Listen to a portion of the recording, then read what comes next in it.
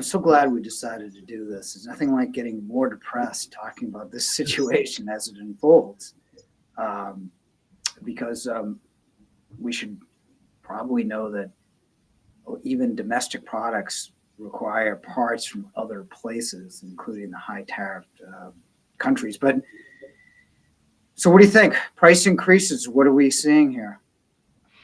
Yeah, so we're seeing a couple of things. We continue to talk about manufacturers' guidance when they do announce a price increase, that they might be stating a much lower number than the actual increase. And what I mean by that is a manufacturer might say, oh, it's a 5 to 7% price increase, but they're factoring in every single stick and SKU they make. And when we look at the major pieces they actually sell, it can be on average 8 to 16%, say, is one brand's example. We've gone so far as on our website as we get those prices loaded, and actually the manufacturers tell us the amounts. We're actually going to show the amounts that they're going to go up as soon as we know. At the same point to that, all the manufacturers, and there's a lot of them that have announced price increases back in the last month or so, they are really, July 1st is kind of an important date as to when they go live for us.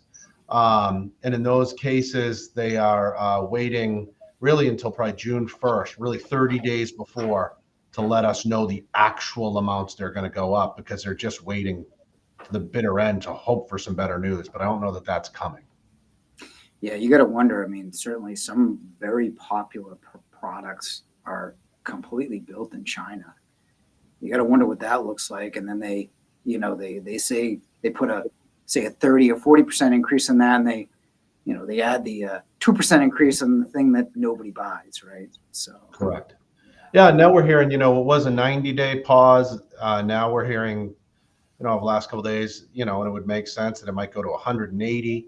But with those pauses, it paralyzes the manufacturers and the brands, and we're hearing that, manufacturing for a lot of the appliances in a lot of these Asian countries have actually stopped well over a month ago now. So the product hasn't been being produced, and we're hearing about 5 to 7 weeks of supply chain on the island for the average good, and or on the mainland rather.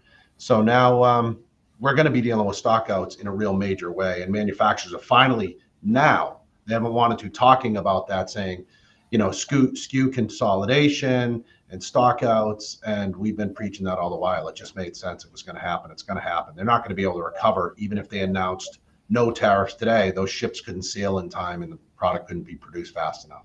So we're going to be dealing with that. Yeah, it's going to get worse. What was the figure? 60% off in trade. China, and I understand I understand the policy. I just don't think you can make up for 40 years of bad trade agreements in 100 days. That's my opinion. And what's going to happen is, you're going to need those parts from China and Vietnam to get into some of the products. And if you can't get them, maybe you build that here, but that's going to take time. So if we're very serious about tariffs, you could be talking about years of problems, right? Correct. Yeah. And I mean, we're, I think as retailers, specifically in this business, we felt all sorts of wildness in COVID, and we saw unprecedented increases that they never gave back, by the way, the retailers on general average. And now we're hearing this again. And so the first thing you deal with is the price, but the thing we all remember were the shortages. And if you looked, just recent news came out, even for this month already, the port in LA, one of the major ports, it's down 35% in cargo receiving, and Long Beach is down 44%. There were 20 canceled sailings. We know that bonded warehouses, which are places where the U.S. Allows for products not to be levied until it enters U.S. commerce waters. They can sit the product there and generally wait for product to be sold, and then they'll be quick to the U.S. market to ship it. So they used to use these as very strategically as holding points. These are jacked up now and loaded with containers of people not knowing what to do, and they're just parking them there. So now we're talking about supply shortages, which leads us into that conversation of warehousing and the need for it, because there's a lot of reckless claims by folks saying, oh, we're going to store it or we're going to hold it. They're not reckless. I'd call them calculated. Yeah. Calculated only becomes reckless when you try to get your products out, right? And not just that, but when you look at shipping going in, then you got problems with trucks that we had, remember, in COVID, and rail lines and everything else. And this could be this almost could be like, you take, they talked about during COVID that it was like knotted like a ball. So many different things went wrong. We could be tying our own ball right now, as the same thing. But in terms of what the messaging that I've seen is basically the same messaging as we can warehouse it. And that's not the case. Maybe you want to tell them the difference between, say, a physical warehouse and a buying group warehouse. Yeah. We have both, by the way. So yeah, we have both. We're in this New England Northeast area. There are these buying groups by which we're a member, and they serve a good purpose for the average retailer every day. But they're really made for in and out of product. They do not store product. They certainly won't store it for us, and they don't store it for our members, the other dealers. So while in spirit, sure, they're not a bad thing. They're a very good thing. But they're not storing your product. So just because you have one doesn't mean it's yours. No. And that's what you care about. Yeah, again, I think people are gonna. There's some people. I always say trust but verify, right? So if you're gonna go down that road of giving someone all your money, because we've had some problems certainly here and during COVID with a dealer taking a bunch of them. I think the number was $5-6 million. That he closed his doors on. I think trust but verify, get the serial numbers, take pictures, all the rest of it. You want to make sure that it's in their physical warehouse, or you risk losing everything, just like the people did during the COVID. So just be very careful. Just because they say warehouse, that's got to be their own private warehouse. Public warehouses, buying group warehouses do not hold things for more than 3 to 5 days. So 100%. I wish we had more. Any good news? No, I mean, listen, I guess the good news is for sure, the good news is that there's options. You can secure your pricing. You don't have to wait for price increases, and you can have the product when you need it, as long as you're planning and with somebody that can store it and protect those things. So I think that's good news. Charles Thomas just chimed in, and we didn't set this up, but he says, is the Nantucket store open yet? That's good news, because that should be opening in the next week or so. We're in the final stages, but we're absolutely there for service and delivery, and the island's been great for us already. And we're ready to go on that island as soon as folks are ready to. Somehow I think it's our fault. We opened Hanover, like, what was that, like a month before COVID or something like that? Remember?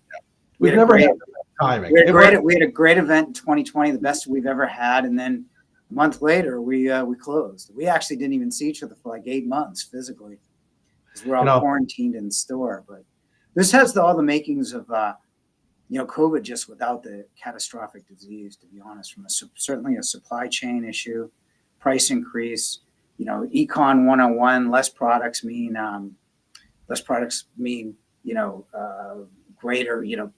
greater pull for suppliers, so prices will probably go up. I mean, the one thing to remember too, and I say it, take the one lesson we could out of COVID, is the prices didn't come down. They didn't reduce appliance costs. They stayed where they were. Now they went with some more gimmicky promotions that were really hard to actually get the rebates and all the things they made you do to jump through hoops. But I just don't see our costs coming down as just a consumer since COVID. I know most of my costs stayed where they are, whether it's groceries or this or that, it's still very expensive. So, I think you take the page out of that book and say, hey, I'm maybe a little more educated to realize the cause and effect here of a short supply chain, and the pricing that goes along with it. Yeah. Wow. Yeah, this is really a dangerous game we're playing here. Yeah. And I think we'll know more. I mean, we hoped we'd have some more announcements. I would just continue to tell you that wherever you are, if you're getting guidance that the price increase might be 7% or 8%, you're hearing a lot of people say 10% now on the appliance side of things. I really challenge you, and that retailer probably doesn't know yet, because we don't know in a lot of cases, but to the SKU, to the popular SKUs, these manufacturers aren't dumb. They are absolutely hitting the most popular SKUs with some pretty large amounts. Let me ask you a question. Um, Memorial Day, July 4th, typically are a good promotional time. See people pulling back on the promotions? Yeah. 100%, you know, almost, you know, almost normally you will have promos specifically made for Memorial Day. I mean, they come the week of, they just keep adding on. We've seen those all be removed. And kind of the promotion that has been out there all year. So they've peeled back most promotions and even promotional pricing that's declined. And anything they do have is this kind of buy more, save more promotion, which is, you know, maybe if you buy a couple of appliances, you get $100 and 3 gets you $200 kind of thing. The caveat for everybody doing that is just to continue to pay attention to the dates of those mail-in rebates, because there are dates that you have to take the good by. I think that the takeaway is the one controllable is the raw cost of the good, and we know that that is going to change. So, but I promotions are being pulled back 100%. They're being pulled. Yeah, and I don't see them coming back in a real way for the rest of the year, because they're not going to have the goods to even sell. There's going to be this supply chain issue, no doubt. Yeah, there's going to be supply chain issues. You know, the even the tariffs that weren't announced, you still got hit with a 20% fentanyl tariff, didn't you? Pretty much. Yeah, absolutely. Yeah, some of the goods we did, we thought we beat it, and we did, and we were ahead of it all. And yeah, the freight forwarder that gets the product and has to ship it to us was required to pay a 20% fentanyl tariff that we didn't even know existed. Yeah. You know, I continue to say it before, and it's no like big secret. We sell a commodity good. You know, it's not a lot of profit as much as some people might think in this stuff at all. And you work on single digits, 5%, 5 cents on a dollar, maybe. These price increases are 10, or when products go up 20 like that, we had no idea. You know, let me assure you, it's not something you can just sweep under the rug. You have to pivot and adjust in real time. So Charles, switching gears to like something interesting, like new products or something, you know, something non-tariff related. I wish they'd make a hearth oven too. What they're coming out with is they're coming out with the 48-inch induction, which was supposedly July, August, September, which will probably be pushed back another quarter, I would think.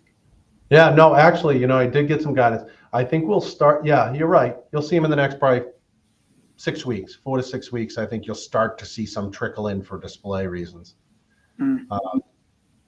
Let's hope yeah, that will be the next big one.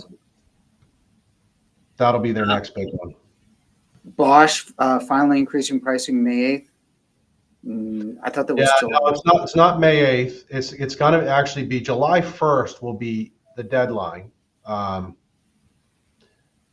You know, so a lot of brands will have a price increase, okay, and then a drop dead date by which we have to receive it, or else we get repriced ourselves. So in the case of theirs, they'll be closer to July 1st, but July 1st is the deadline date, not meaning even by ordering. You need to start receiving some of that product in. So I wouldn't wait till the very end on a Bosch, because again, the concern is you could have beat the price increase, but if the product isn't available and can't be shipped in time, you will be subject to the higher price. They don't protect the retailer. They wouldn't protect you. So, and that's not a Bosch thing. That's an industry thing if you don't get it delivered in time. So I think some people, if you're waiting to the end, and I get money's money, you might have got your price, but if you didn't get your product, you're in a better spot, you know. I'd just be careful on that one. Yeah. Yeah, not a lot of good news, because even if they stopped right now, you're still going to have supply chain issues, certainly the back half of the year, if not sooner. For sure. You know, you're probably not price increases. They're going to stick. They might give them back in some kind of oddball promotion. But yeah, I think the damage has been somewhat done at this point. Yeah, I just saw, and Sarah asked if we buy now, will you hold them? Yes, we'll hold them. We'll hold them to 2026. Yeah. So, so you can certainly call and we can work through that with you. Yeah, and be careful about that. We were talking. I don't know if you're on. We were talking. A lot of people are saying they'll take deposits or the whole things, but none of these people that are saying and have a warehouse adequate to do it. So Yeah, just be careful. Yeah, I just saw a stat yesterday. There was a ship, and they broke it down. It was just a diagram. But the ship had $564 million worth of goods on it. Big ship. Okay. Of the tariffable items on that ship, the tariffed amount on $564 million worth of goods was $417 million on top of it, almost double. And that just was because there was some breakage of goods that must have fell under the tariff, some of the things that are been blessed without having to face. But it's those prices you can't just sweep up. It's double. So we'll see. It's not fair. It's to be informed. Hopefully we'll have more guidance. We're really pushing the manufacturers to give us some sense of the price increase, but they're going to be large. They're not going to be small, in my opinion. Nice. This is fun. Well, these people know you can certainly shop, buy accordingly. I just don't see, kind of like in COVID, I just don't see like the basic stuff being sold. That you're going to probably end up buying like big French doors because that's we're going to put all their available parts on, and so it's going to be uneven and just like it was 5 years ago, and maybe or even worse because there's no easy way out now. So. All right, that's it. The good news is it's what is it, Tuesday, and we still have the rest of the week for some better news. The counter oven, the Wolf, I have their toaster oven. It's pretty good. Pretty good. All right. All right. Well, hopefully we'll give some guidance. I'm thinking, like I said, if something comes up sooner, we'll post sooner, but I'm thinking we're probably looking towards the end of the month because I expect a lot of flurry of some real pricing data that we can give you with the July 1st dates looming. Wonderful. We can't tell you when you're going to get it, though. Well, That's we can get it now, but after July 1st, that's going to be a tough one. It sure is. Yeah. All right. Well, thanks, Dennis. That was thanks, Steve. that was uplifting. It's always fun.